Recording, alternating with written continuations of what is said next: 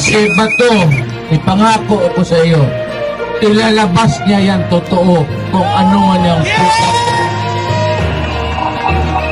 Magtiwala kayo kay Bato. Mayor yan, mahusay na opisyal, at straightforward. Ano po yung masasabi niyo sa takbo ng investigasyon ngayon sa Senado tungkol sa Pitaya Leaks? Well, ito si Bato, ito yung dinala ko doon sa Maynila kasi ginawa kong PNP chief. Bato, bata pa rin ako noon, piskal ako, second lieutenant pa yan sa Philippine Constabulary. Ihado ko yan, ako ang ninong sa kasal niyan. I have full faith. Kaya lang medyo madaldal. Minsan saan pupunta yung bunganga.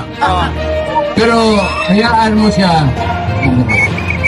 Si Bato, ipangako ko sa iyo, ilalabas niya yan totoo kung ano man yung puta. Magtiwala kayo kay Bato.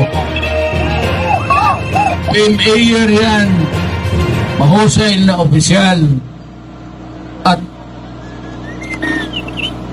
straightforward sa buhay niya.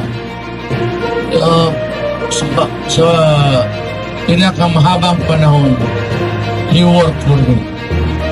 He is good and he will be a leader of our country. He will learn to be a protector of the